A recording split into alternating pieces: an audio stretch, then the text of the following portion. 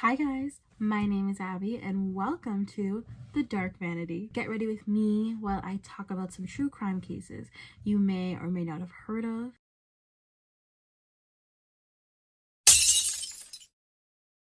This has been a segment I've been wanting to do for a while.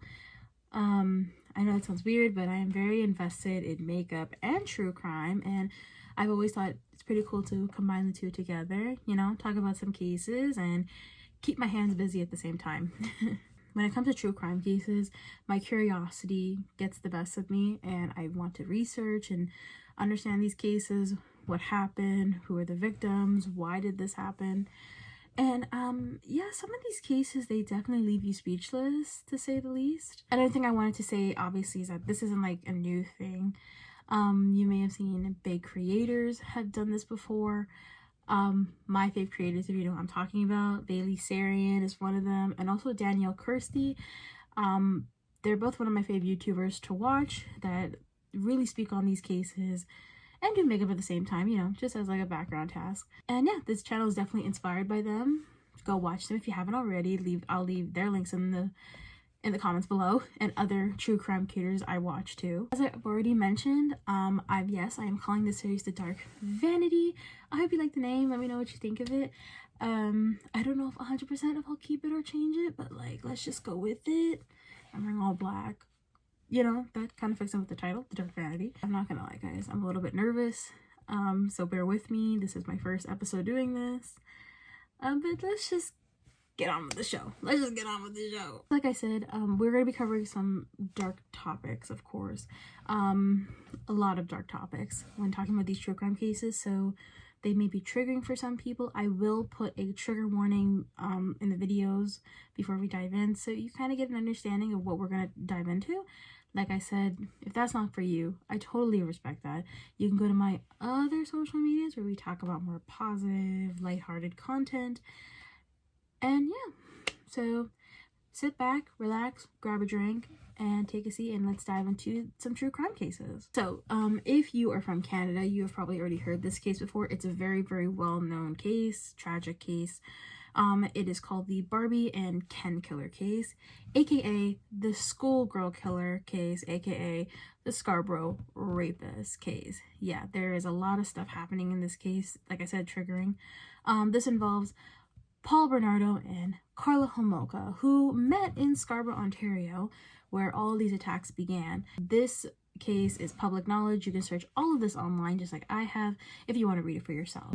People deemed Karla and Paul like this perfect couple that you would like dream to be around or be friends with, but truthfully, they're sick individuals. They both are, okay? This case, it has, in my opinion, not exactly the best ending. You'll understand why when we get there. This is going to involve a lot of dark topics, so this is where I'm going to throw in the trigger warning. This video will contain graphics of sexual violence, physical violence, including drugging, kidnapping, and rape. Many of the victims in this case are minors, so tread lightly when watching this video, and it'll cover a lot of gore and everything. Yeah, it's pretty much everything. I know that's a big starter, especially for the first video of this channel, but it's a big one. So like I said, if this is not for you, I totally respect that. So who exactly was Paul Bernardo? Paul Bernardo was born on August 27th, 1964 to his parents Marilyn Bernardo and Kenneth Bernardo. He had two older siblings, a brother and a sister, so that made Paul the youngest in the family. Paul's family was not exactly the best upbringing. His father was very abusive to his mother, Marilyn, and this led Marilyn to actually have an affair at the time with an ex-partner. The reason why she left this ex-partner was actually not because they fell on bad terms, but because her father did not approve of this guy. Her dad was like this kind of like high-class status man, so he didn't really approve of her partner, which is then why she met Kenneth. But this eventually did not lead to a happy relationship, so she did go back to her ex-partner, had this affair, which also led her to get pregnant with Paul. Yes, so Paul is not Kenneth's biological son. kind of knew about this because eventually they found out. And rather than, you know, getting rid of Paul, he accepted Paul and even gave him his last name, you know. However, I do think the reason why he, you know, didn't, you know, divorce Marilyn or got rid of Paul, I think it's because of the era at this time, you know, like having kids and a marriage is bad, you know, and having a divorce did not look good, especially his wife having an affair. So that's why they kind of just pretended that Paul was Kenneth's son. I don't know if people knew about it, but I feel like they hid it. And then people found out eventually over time.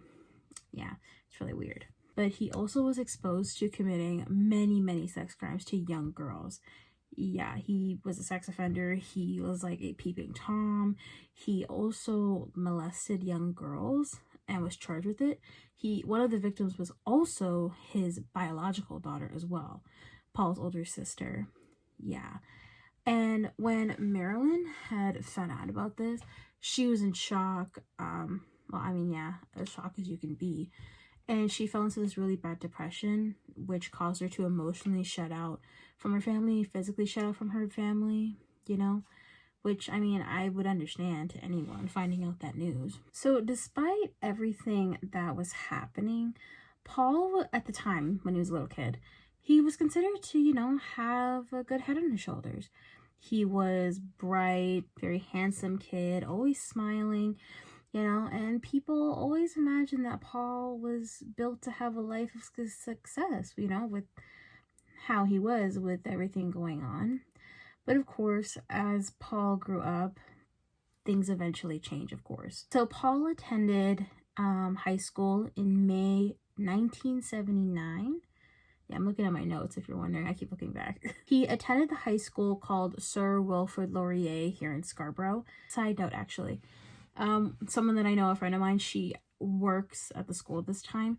And when I told her about this case, she had actually mentioned that in like the graduate photo, you know, like where you see all the graduates' images of their graduating class, Paul's image is actually covered up. I'm going to try to find that image and insert it here in the video, but they actually covered up Paul's face in the graduate photo, which, you know, makes sense because when you look up your school, you're associated with a serial killer / serial rapist. So I wouldn't want his picture up in my school also. So I totally agree with that decision. So over time, while Paul was in the high school, when he was around 16 years old, he eventually discovered the truth about his dad, which I don't think he was supposed to know because, you know, you don't want to really tell your kid that information. But I believe this was because he got into a fight with his mom at the time when he was 16, and that led to her revealing that, you know, your dad is not your dad. So he learned about the affair, and in retaliation, Paul was not happy about that. He called his mom a few names that you shouldn't call anyone, you know, even if you're angry. And even his mom, in retaliation, she called him a bastard, which, you know, I can imagine put a giant wedge between him and his mom. Yeah, like I said, eventually a lot of things started changing for Paul. So Paul also had a girlfriend in high school, you know, he was dating, finding a partner, and it didn't exactly go well because his girlfriend had broke up with him because Paul was starting to become very controlling, very, you know, possessive of his partners, and they did not like that. I would not like that either. He graduated high school and then he attended UTSC, which is the University of Scarborough campus, and this is when his like true desire started like coming out, and I have a list of them here for you guys to read. And I don't know, it's just sick, but let's just get into the list. So Paul fantasized about having a virgin farm, which was meant to breed virgin girls so that he can have them on hand. Yeah, he had this like very weird obsession with virgin girls, which will come back in the story later, but they had a weird obsession. The reason he broke up, why he was broken up with, he was into degrading his dates. No. He enjoyed degrading his dates when they were out in public, which, what the hell, man? Like I said, he was very controlling in his relationships and became very abusive. So things were just escalating in his behaviors, which is not good, especially where this case is going. So it was so bad, the abuse that he did, that his girlfriends in the relationships had to put out restraining orders on him. Yeah, it was that bad. Like, what did they say he did? Like, a lot of the times too, like when he would try to break up with them or just in the relationship, Paul would threaten to kill them. So he would be sending them death threats, which is why they put out the restraining order. Another thing too that was mentioned was that Paul was very, very forceful when they were having sex. He would force them to do sexual acts that they didn't want to do. When it came to Paul, if Paul wanted something, he was gonna get it, you know. But yeah, I just can't imagine like what those girls had been through, and those were his girlfriends. Paul graduated from university in 1987. Now, when he graduated, this is when this whole list of events of many young girls being raped by the Scarborough rapist, aka Paul.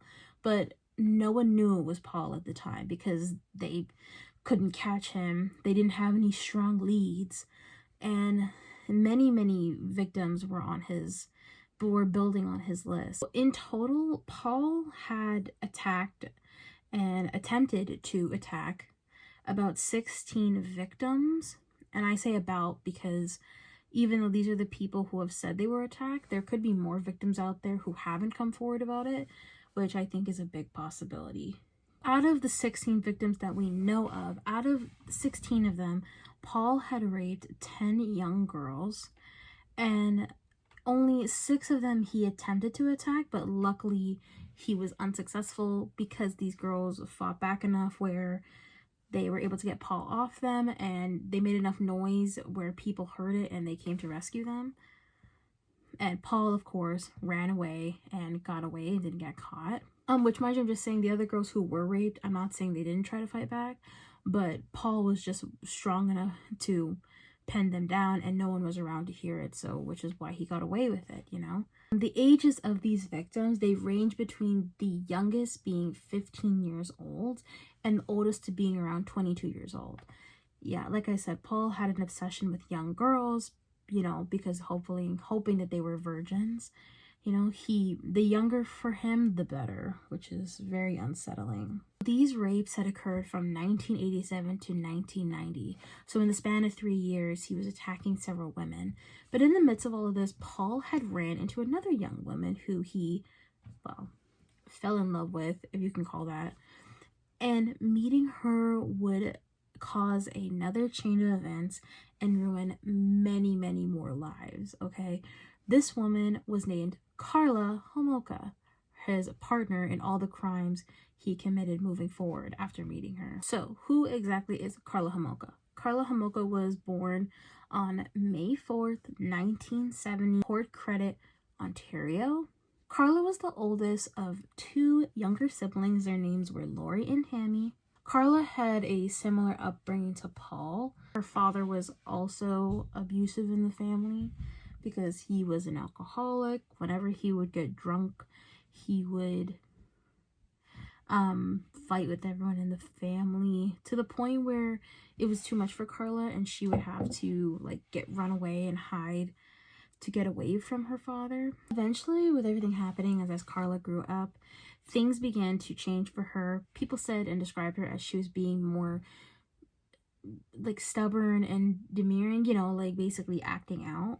Obviously, as a clear sign, when kids are acting out, it's because something is usually going on in the home, which I don't know if people considered or investigated. And Karla in high school, she began to have depressive episodes affecting because things were getting worse and worse. By the sounds of it, it sounds like nobody really stepped in to help. While in high school, Karla actually got a part-time job at a pet store. Yeah, she got a part-time job, and this part-time job eventually led Karla to becoming a full-time pet vet.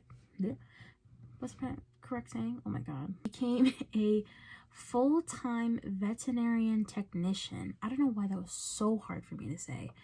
Jeez. Jeez Louise. Yeah, so she became a full-time veterinary technician, and working at this job after finishing high school, she became a full-time veterinarian technician. In October of 1987, Karla was then invited to a pet store conference in Scarborough, Ontario. And she went to a restaurant with her colleague, and when she did, she then ran into Paul. Yes, this is where they met. And I just want to, specify the age difference between Karla and Paul. Karla was 17 years old, and Paul was 23. Yeah. Not shocking, because like I said, Paul had a specific interest in young girls. I think I need to specify this, why he was able to date her. So the legal age of consent in Canada is 16 years old. Yeah. Doesn't make it right. You're an adult. Get it together. And they were, I guess, madly in love. Blah, blah, blah. Anyways. But eventually when they started, being together intimately, they realized they had more in common than they thought. What I mean by this is, well, how do I say this? Well, to simplify it, Paul liked being rough with his partners, and Karla enjoyed being roughed up, And when Karla discovered this sadistic side of Paul, she encouraged it to the max. Like, she would encourage his sexual desires and fantasies, because she wanted to please him, right? Yeah. This does not end well. Now, you may think that, did Paul treat Karla differently since, they were basically the same person, they had same interests, same tendencies? But no, Paul still treated Karla like he did all of his other girlfriends. He would, degrade her, make fun of her. He would say a lot of mean things to her, even though Paul was in love, and I say in love with quotation marks. He was very controlling of her. He would tell her what to say, what to eat, what to wear, what to believe in. And Karla didn't see this as a bad thing. She saw this, rather than taking it like his other girlfriends, thinking that Paul was too much, she took it as, oh, well, Paul is just looking out for me. Paul just wants me to be the best version of who I am. That's why he's telling me this. He's being an honest boyfriend, and I appreciate him. Which is insane to me that she would think that. But yeah, she took it as Paul taking time out of his day to help her. So Karla thought Paul was just looking out for her, and with all the things that he was saying, she would write everything down and create like this self-improvement list. It was just a whole list of things that Paul would tell her that he didn't like about her, and she would change herself about it. Like if Paul told her she was getting too fat, she would eat less, and she'd write that down. Oh, Paul thinks I'm too fat.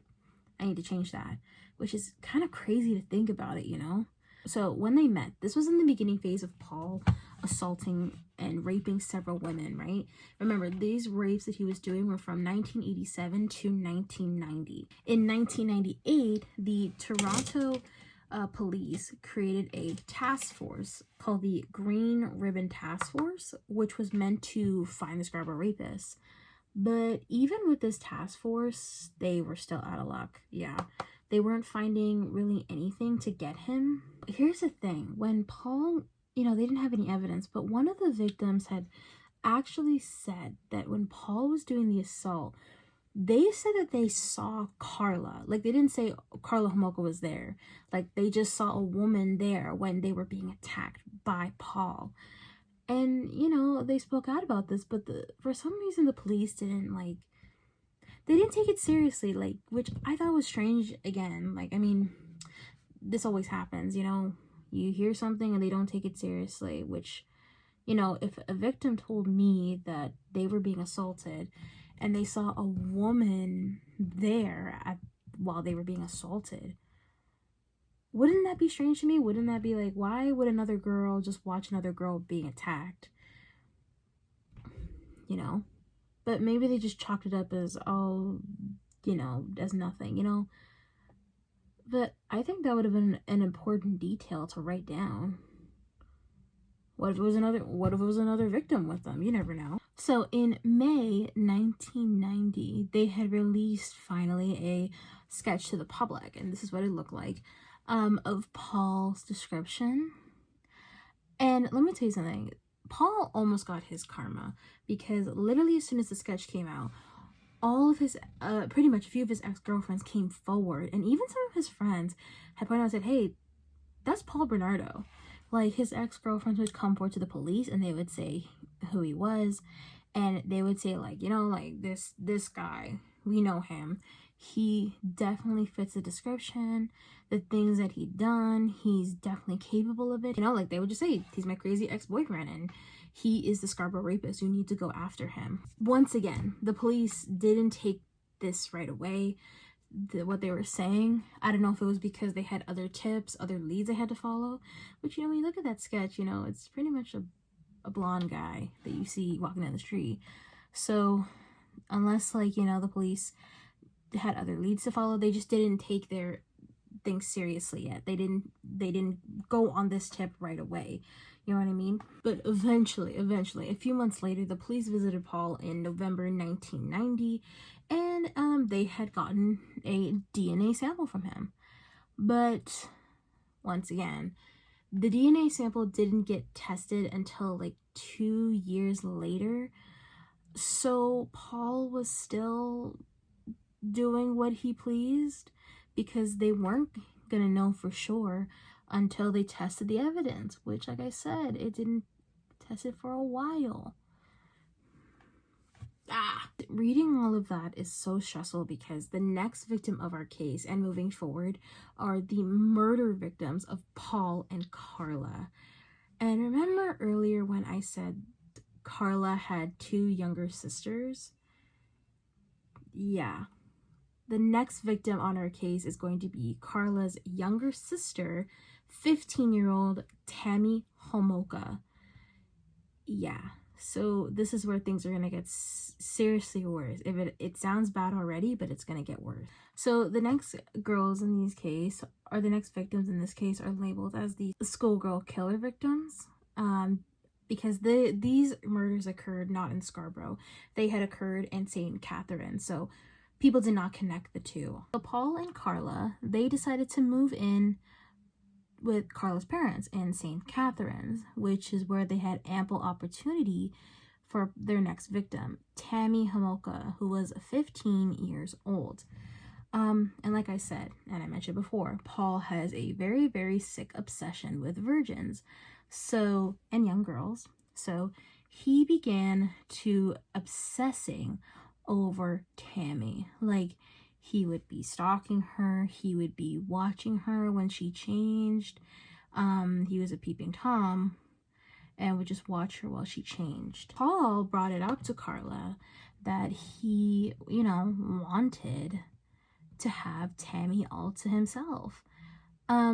He also added this on, kind of blaming Karla, because when Karla and Paul met, Karla wasn't a virgin. She had been with someone else before she met Paul, and he didn't like that, and he twisted around and, told her how he was not satisfied enough in their relationship.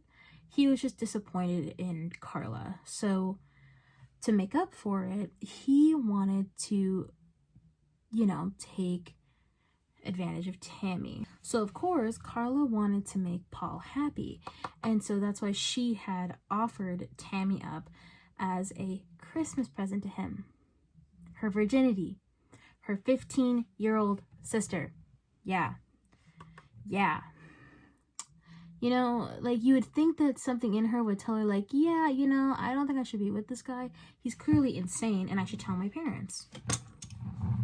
But she didn't, which is why we are here today. And like I said, Karla was always encouraging his sick fantasies. So for her, this was just another thing she had to do to keep her relationship together and keep him happy, which is insane. This is where it led to Tammy's death in the end. Tammy was with them on Christmas Eve, you know, they're all together. And when everybody went to bed, her parents and her other sister, Lori, Karla had convinced Tammy to stay up with her and Paul. She said, like, oh, we're just gonna party, you know, have a couple drinks. Like, you should join us. Like, let's just have a fun night. And, you know, Tammy was unsuspecting of them because it's her big sister who she looked up to. And she also looked up to Paul as well. Like, Paul was the older brother that Tammy never had. So, of course, like, she trusted them. She would never think that her sister or her sister's boyfriend would do anything to harm her. Which, you know, she was so innocent. Like, she would never suspect that. So Karla and Paul had drugged Tammy using alcohol and an anesthesia called halothane. How do you pronounce that? Halothane. And you may be wondering, like, oh, where the heck did they get this? Well, remember when I said that Karla, she worked as a vet technician? Yeah, she had access to all these different drugs, anesthesias, everything, and she used that to knock out Tammy. And once she was unconscious, Paul would begin to assault and rape Tammy while Karla just watched and filmed everything. And once Paul was done, Paul encouraged Karla to begin raping Tammy and Paul would film it. Yeah. And during the whole thing, you know, she wanted to make sure that, you know, Tammy didn't wake up, so she would have a rag and halothane would be on it and she would put it on top of Tammy's face, you know, to make sure she wouldn't wake up during the whole thing. So she was completely unconscious during all of this. Mind you, like, they're just giving her more and more and more drugs to keep her unconscious. This then led Tammy to have an overdose. She started vomiting, she started seizing up and everything. And Paul and Karla, they weren't expecting this. Well, they weren't expecting this, quote unquote. I'm going to say quote unquote because I don't believe that. And she started to just have started vomiting, choking, and eventually she choked on her own vomit, causing Tammy to die. She died because of this. And, you know, rather than calling 911, Paul and Karla, they had to clean up everything. You know, they cleaned her up, they dressed her, they moved her into another room, they cleaned up the crime scene and everything. And then they decided to call 911. Yeah, so there was no regard at all for Tammy's life. And honestly, like, this would be considered deliberately done at this point. You know, it definitely wasn't an accident because the amount of drugs that Karla was giving her, like, and she's a vet technician, like, you would know how much is too much, you know what I mean? So I really don't think that she accidentally overdosed her sister. I truly believe that it was intentional. Like, she did not want Tammy to wake up ever again. But they called 911 and Tammy was taken to St. Catherine's Hospital, but it was already too late, so she was pronounced dead. And another thing that was very strange was they claimed it was caused by natural causes, which can that really be that can't be classified as natural causes. Like, I don't understand how they labeled that as natural causes, you know what I mean? Or, like, I don't know, it just didn't make sense to me. But there was one distinct feature on her that they saw, the examiner, was that she kind of like had this like chemical burn near her face or near her mouth. And when they asked about it, like, oh, like, where did she get this mark from? Karla jumped in and she had said that, oh, when we were trying to revive her, I guess it's a rug burn, like we accidentally burned her face. And the examiners just went with it. Which, again, you know, that sounds a little suspicious. Unless the examiners, you know, they just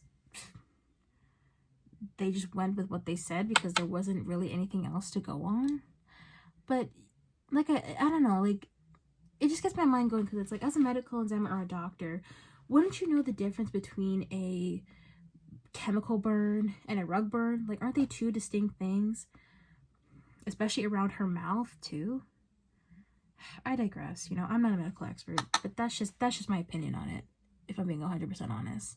So something else that I wanted to bring up too was that apparently, because I was really diving into this, that apparently this wasn't the first time that Paul and Karla assaulted Tammy. This was actually the second attempt, which resulted in her dying. Apparently, the first time they already assaulted Tammy, and they said they gave her alcohol, they were drinking, and Paul just did whatever he wanted. And once Tammy woke up, she didn't remember anything because she was completely unconscious during the entire thing. So that could be a reason why Karla was giving her so much drugs, was because they wanted to keep her unconscious and make sure she didn't wake up like the last time. But of course, with all the drugs they gave her, she passed out, she died.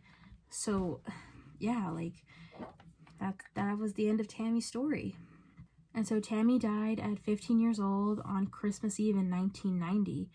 After Tammy's funeral, Karla and Paul made the decision to move out of Tammy's house, and they moved to a new home in Port Deloise, which then leads us to a next list of victims. The next victim on our list, we don't have her real identity because she actually survived this attack. I don't know if she's alive to this day, but she did survive this encounter with Paul and Karla. And of course, she wanted to keep her identity a secret. She is a minor as well. So for now, we're just going to call her Jane Doe, or Jane for short. So Jane Doe, she was also 15 years old, just like Tammy. And she actually had a striking, I would say, they said she had like a striking resemblance to her. So Paul, he didn't have another victim anymore. Tammy was, his source to use whenever he wanted to fulfill his desires. But now, Tammy was dead. And, he blamed Karla and, twisted it and said, oh, it's all your fault. You killed her. I don't have anyone to satisfy me. Thanks a lot. I know. Yeah. He makes me sick. I'm going to say that several times in this video. So Karla, she wanted to keep her partner happy. She wanted to make sure that Paul didn't leave her. So of course she went to go find another victim. And that's when she ran into Jane Doe. She had very similar characteristics to Tammy. She was also 15 years old, also a virgin. And literally just like Tammy, Jane Doe, she idolized Karla. She thought like she was this, perfect girl, beautiful, smart, just like Tammy. Like she idolized her and she wanted to be like her, And of course, she trusted her in everything. And just like Tammy, she invited her into her new home, said, oh, let's have dinner, let's talk, da-da-da. And the same way that she had drugged Tammy, she also drugged Jane Doe as well. And she fell unconscious, and Paul had did what he wanted, and they recorded it again. They basically recorded everything, so that they could look back on the tapes and watch them.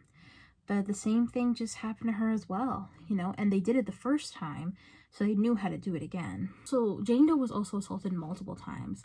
And if I have my dates right, the first attempt, let me look at my notes. So the first time was June 1991. And of course, she woke up, she escaped, nothing bad happened. And then a second time happened in August 1991. Yeah, in August 1991. And the second time, she was drugged, she was given alcohol to be unconscious, but then she also began to overdose and vomit. And when Paul saw this, Paul immediately got rid of her. He abandoned her somewhere because he didn't want to be caught with her and get caught after what happened with Tammy. Luckily she did survive, and she was able to tell the police what happened to her, because the second time, clearly she started to connect the dots of what was going on. Jane Doe, she was labeled as the wedding gift. She was labeled as Karla's wedding gift to Paul. Oh yeah, they're also getting married soon. Great. So around the time that Jane Doe was attacked the first time, Paul and Karla had gone after another victim before the second attempt on Jane Doe. This next victim, her name was Leslie Mahaffey. This occurred on June 15th, 1991. And she was 14 years old, so she was younger than Tammy and Jane Doe. Now, this was 2 weeks before Paul and Karla's big wedding day. Paul actually was the one who ran into Leslie. She had seen her when he was, out at night, which I think looking for another victim. And on this drive, that's when he saw Leslie. Leslie was actually just outside of her home in her neighborhood, but she was locked out because she came home past curfew. And so this is when Paul saw an opportunity for himself. So he had approached Leslie and he had lured her in by offering her cigarettes. And Leslie, she followed him and thought that's what she was going to get. But then Paul had kidnapped her, and I believe he had gotten a sweater, he tied it around her head and pushed her into the car. He threatened her with a knife, and that's how he was able to take her away. He then had brought Tammy to their home, where they had took her to the basement and they had locked her up downstairs. And they had turned her into a sex slave for the next 24 hours. They made sure that no one knew what was going on. After everything that they had done to Leslie, the torture, the rape, everything, they basically were done with her. And Paul had decided to kill her. He had choked her and strangled her to death. But this time, they had to dispose of the body. They never had to dispose of the body before. So they thought it was a bright idea to cut her into her body parts up, and they had sealed them in concrete. And to dispose of it, they threw her body into Lake Gibson. That was the end of Leslie Mahaffey, which is so devastating. And I can't imagine how her parents must have felt, like, knowing that she was locked out, which I get it, you got to be strict with your kids at times. But, I doubt they ever expected that would happen. Probably if they knew that there was a killer on the loose, they would have definitely let her in the house, but it's not her parents' fault, It's Paul and Karla's fault, the sick people. On June 29th in 1981, only 2 weeks later, these body parts were then discovered and eventually found, and they were able to identify them as Leslie Mahaffey. A big coincidence too on this is that the day that they discovered her body parts was also the same day that Karla and Paul had gotten married. Paul was 27 now, and Karla was 21. April of 1992 is when they came across Kristen French, the next victim. She was also kept as a sex slave for several days, so longer than Leslie was. Yeah, they were just getting more and more bold with everything that they were doing. So where they found her was actually in the Niagara region, hoping to find someone new, someone far away from the home. And they had saw that Kristen was walking home from school, and Karla was the one who lured her in. And they had pulled over nearby in like a parking lot, and she was holding onto like a map, and they had asked Kristen for directions. They waved her down and asked her to help her, where to go. So Kristen, being the kind person that she was, she walked over to their car and was going to offer to help them. That's when they had forced her into the car, and they took her back to their home. They proceeded to assault her for several days. Like I said, longer than Leslie. And this was the longest amount of time that they ever kept someone with them. Yeah. My heart goes out to her. And she went through so much brutal things in the span of those days. I think it was about 3 days that this went on for. They were even forcing her to drink large amounts of alcohol. And Kristen even tried to stand up to Paul. She had also said, and this is what she said, and I quote, she said, "Some things are worth dying for. I don't know how your wife can stand to be with you." Which, yeah, exactly. I agree 100%, because how exactly is Karla so okay with all of this going on? Like, I'll never understand what the heck is going through her head. So every single time that, Kristen was raped, beaten, the couple would record everything. And like I said, they were just watching it over and over again. So they finally got sick of her, and, they got rid of her in the end. And Paul, just like Leslie, he had strangled her and killed her. And, even Karla, she tried to like hide her identity by cutting off her hair. And they drove away, and they threw her into a ditch away from the home. And coincidentally, they had thrown her body in a ditch near where Leslie Mahaffey was buried. Strange coincidence, right? I don't know if that was intentional. I don't know if it was or not, but it was just, that's a strange coincidence, you know what I mean? Her body was then found a few weeks later of April 30th, 1992. So after 2 years from the time that they had gotten the DNA from Paul, they finally were able to test it. And, you know, congratulations, it came back. The results came back and it proved that Paul was in connection with the Scarborough rapes. You know, Paul thought he had beaten the system, but no, they were able to trace back with little evidence they had that he was the Scarborough rapist. His DNA was a match. Police began to make a connection between the Scarborough rapes, and they made a connection between the schoolgirl killer victims in Port Dalhousie. The only reason they didn't really see it before was because they didn't know that Paul had moved to Port Dalhousie. They didn't know where he was, or they probably thought he was still in Scarborough. So once they had made this big connection, their only problem again was that they didn't have any big evidence to connect Paul and to the Scarborough rapes. This was all just a theory. They didn't have proof to say he is 100% the main cause of everything that's happened. They finally got a prayer answered because they had gotten news that Karla Homolka was in the hospital. Why was Karla in the hospital? Because she was now a domestic violence victim. Paul had now begun to physically abuse Karla to the point where she had 2 black eyes, she had broken ribs, and she needed to go to the hospital. So the police saw this as an opportunity and thought, let's try to use this against each other and play them against each other, which worked in the end. Karla had been investigated by the police and her family, of course, because they were asking all these questions. They told her to lawyer up, which she did. And the police were just straightforward with her, and they said, look, we have Paul's DNA. We know he's a Scarborough rapist. We know what's been going on with the other victims. What do you know? Is there anything you want to tell us? And, you know, Karla broke down and she realized that, damn, they've been caught. So she confessed to everything. She confessed about Tammy, about Leslie, about Kristen, about Paul being the Scarborough rapist. She confessed to everything to the police. And this was going to be their evidence to use against Paul, which probably was a Hail Mary for the police. And of course, they wanted Karla to testify. And Karla tried to make a plea with them, say that if she testified against Paul, she wanted full immunity. Denied. No, literally, they denied her. They said, no, you're involved in this. You need to serve some time.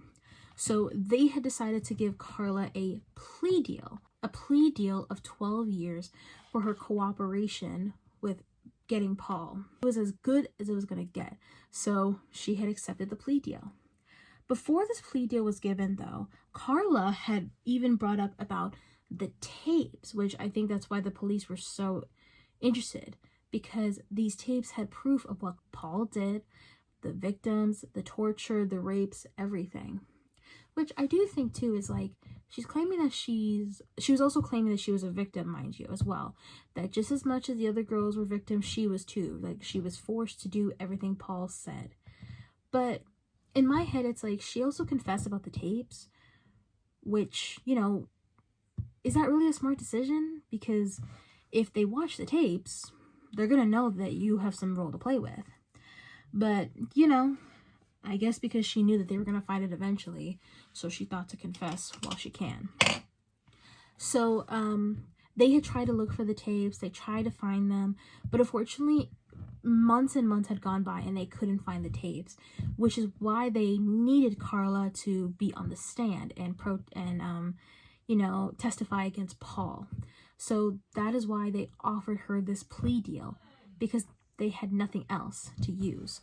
So Karla accepted the plea deal and she got 12 years in prison. Yeah, 12. Can you believe that? She then also filed divorce against Paul in August around the same time. So now this is where we begin to get into the trial of the case. And Paul is now being set on trial for everything that has happened. So Paul's official trial had began on May 18th, 1995. He is going to be charged with 9 charges against Leslie Mahaffey and Kristen French, which of course Paul pleaded not guilty. Some of these charges that Paul was given, not all of them, but some of them were kidnapping, unlawful confinement, aggravated sexual assault, and first-degree murder. Yeah, and plenty of more. And during his trial, the tapes were finally found. They were finally found, and they were able to play it to the court. I believe that they said that they played only the videos to the jury, the full jury, but when it came to the public, they only released the audio. So plenty of people heard these tapes, and they said it was so traumatic and gruesome to hear. It was horrible. And of course, when they found the tapes, they had also witnessed not only what Paul did, but what Karla did to the victims as well. And people agreed that Karla, they saw that she was just as involved in all of this as Paul did. Of course, Karla's defense was that she had battered spouse syndrome. If you don't know what it is, it basically is when somebody has been beaten a lot by their partner, mostly wives who've been beaten to the point they're traumatized, they have PTSD, and they obey their husband because they're terrified of them from all the abuse they endured. But we know she doesn't have that. We know that she was just doing all this because she's just as sick as Paul. She gave up her own sister. And I believe that another tape, I don't know if they showed it to the court, but I think that there was another tape that the police discovered, and it involved Karla dressing up and role-playing as her little sister Tammy. She would wear her clothes, and her and Paul would have sex and role-play what they did to Tammy as Karla was pretending to be Tammy. Like, what? They basically replayed the entire night, and they both got off on it. I'm like, no, you're sick. You're just as evil as him. And it makes me so mad and so aggravated that she only got 12 years. You know, once the tapes were discovered, it was too late. They already gave her a plea deal, and they couldn't charge her. They couldn't charge her. She basically got away scot-free. I finished ahead of time, more fast than I did. Eyelashes make a huge difference. Love it.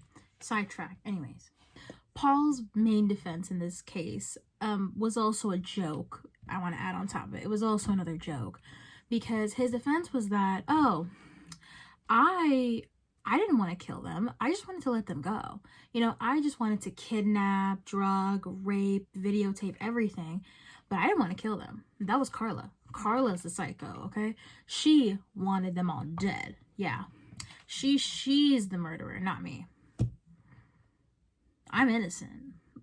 Yeah, okay. Yeah, I thought that was a joke, okay? Because you still did all these horrible things, bro. That's murder, great. You have one charge less, but you're going to be charged for everything else. So at this point, I think Paul was just, you know, just trying to get as less years as possible. But it wasn't looking good for him. So this trial lasted nearly about 4 months, I would say. And it was an 8-hour deliberation on September 1st of 1995. Once everything came to an end, they had concluded that Paul was going to be charged guilty of all 9 charges, as he should. And he was sentenced to life in prison with eligibility of parole in 2020, which, a little update, he was denied. So Paul is still in jail. Prison for life. Which, thank God, they did not allow him parole. Because even the judge was saying that he was classified as this dangerous person who should not be allowed out in public ever again. It was also said, you know, in prison, Paul was segregated, like in a private unit from the other inmates because, you know, with the things that he's done, everybody knew about it. And prisoners in the unit were making threats and they wanted to get at him. If there's anything that I've learned from watching these true crime shows, is even people in prison, they don't like sex offenders, especially ones that go after little girls. Like, those prisoners are probably fathers and dads too who have kids. So everybody wanted a piece of Paul, you know.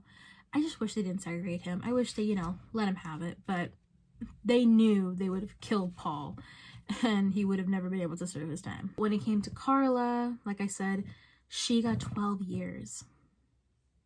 That's so unfair. Like, she was just as much as a major role in this case as was Paul. people have labeled her plea deal as one of the most worst things done in Canadian history. They also labeled it as a deal with the devil, which is very fitting when you think about it. I think the police also mentioned, which I agree with, is that if they had found the tape sooner and they had saw everything that they had done, they would have never offered her that plea deal. She would have gotten more years. But unfortunately, what's done is done. You know, Karla served her 12 years in prison, and afterwards she moved away, I believe, to like Quebec, Montreal. Life. But till this day, like, people, you know, they found new updates about her, and they, you know, still see her face. I believe she changed her identity, but something that I found, and I don't know the full story, was that she works at a school with kids. She works with children. Lord, after everything she's done, and remember, y'all, like, they only charged her with 12 years in prison, okay? They didn't put her on the sex offender registry, so there is no rule that she can't be around kids. And I guess in Montreal, people, you know, they heard of the case, but not everyone knew her. So imagine finding out that this person who helped rape and drug and kill all these little girls is working at a school with children. I would be livid. I would be livid. So I don't know if she still works there, but yeah, that's the update on her. Paul is still in prison, and you know, they're both living out their days. So this is now the conclusion of our story of the Barbie and Ken killers, aka the schoolgirl killers and the Scarborough rapists. Yes. If you stay to the end, what are your thoughts on this case? Did I miss anything? Was there something that stood out to you? I will say for myself, the one thing that made me wanted me to talk about this case and why it sticks with me so much is because of Tammy herself. Like, I feel so bad for the other victims and everybody who's been affected in these cases, but just Tammy, broke my heart the most because she trusted Karla so much. She trusted Paul. She looked up to both of them, and they used that against her. Like, she was so innocent, and the way that Karla just had no hesitation to sell out her sister for Paul. Like, I don't think it bothers her, to be honest. Like, I don't think it haunts her, but I truly hope that, you know, karma gets her in the end, because it's the fact that she's just out there living her life, doing whatever, starting a new family is insane to me, you know? I really wish Karla got more time, and that's what's really upsetting about this case, is that she basically got scot-free. Like, she didn't have to serve any time, unlike Paul. And it's just tragic. It's so sad. Thank you guys so much for watching and joining me today. Let me know if there are any true crime cases you would like me to talk about, whether they're new, whether they're old, and I will do my best to do them, you know, with the resources that are out there to talk about it. And yes, I hope you've enjoyed your time with me here at the Dark Vanity. I hope I get to see you in the next one. Hope to see you soon. Stay safe and have a lovely day. Bye.